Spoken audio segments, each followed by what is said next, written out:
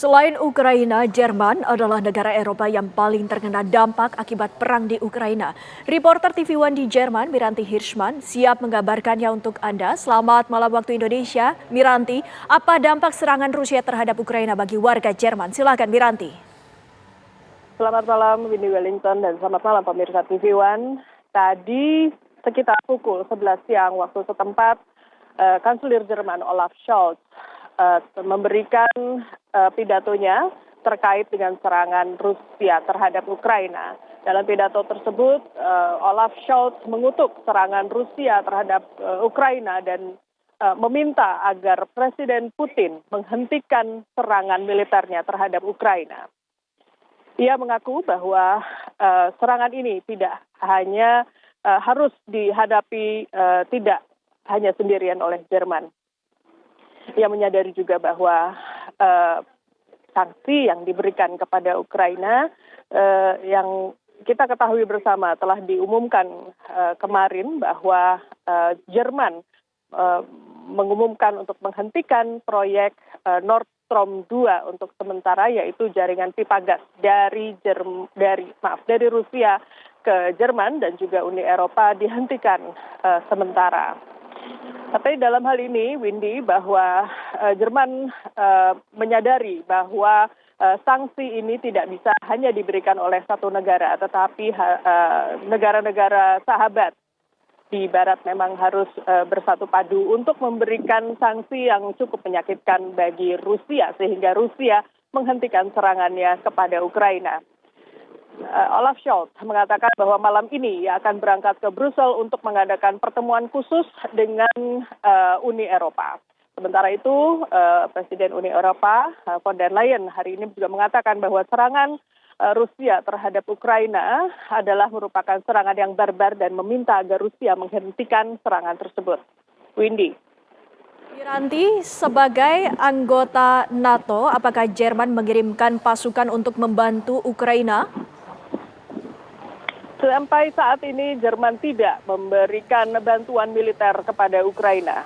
Dalam beberapa minggu yang lalu, Kanselir Olaf Scholz mengatakan bahwa bantuan yang diberikan kepada Ukraina, walaupun Ukraina saat itu telah meminta bantuan kepada Jerman, dibalas bahwa bila terjadi serangan dari Rusia, maka Jerman bersiap untuk memberikan bantuan kesehatan, merawat para tentara yang terluka di Jerman, dan juga mengirimkan bantuan berupa helm militer ke Ukraina, tetapi tidak akan ada bantuan militer ke Ukraina. Sementara itu, Jerman juga telah mempersiapkan diri. Mereka telah mengatakan bahwa mereka akan mengirim bantuan humaniter ke negara-negara tetangga seperti Polandia dan Rumania untuk membantu para pengungsi yang keluar dari Ukraina dan berlindung di negara-negara seperti Polandia dan Rumania. Windy?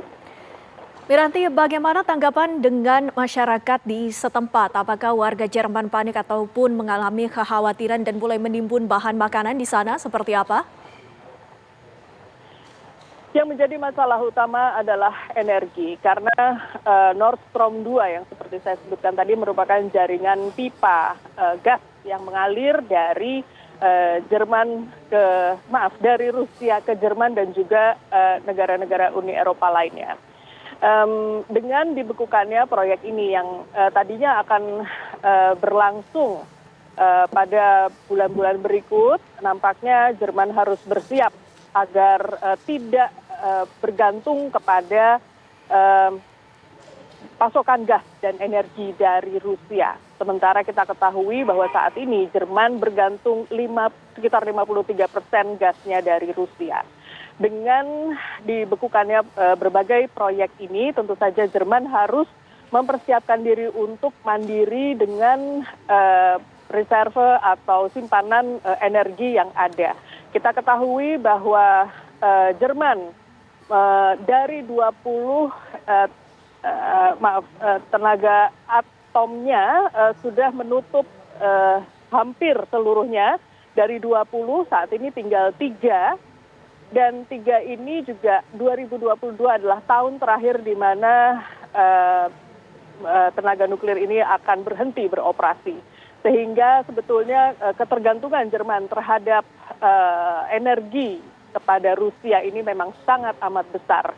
Dan ini tentu saja ketika tadi saya bersiap di sini, Menteri Ekonomi dan Keuangan Jerman tengah mengadakan press conference yang tengah menghitung berapa sebetulnya reserve atau simpanan energi yang dimiliki Jerman tanpa Rusia. Jadi kita lihat ke depan bagaimana apa yang terjadi dan tentunya rakyat Jerman harus bersiap untuk ledakan harga energi yang akan diberlakukan beberapa bulan ke depan bila Rusia terus menggempur Ukraina.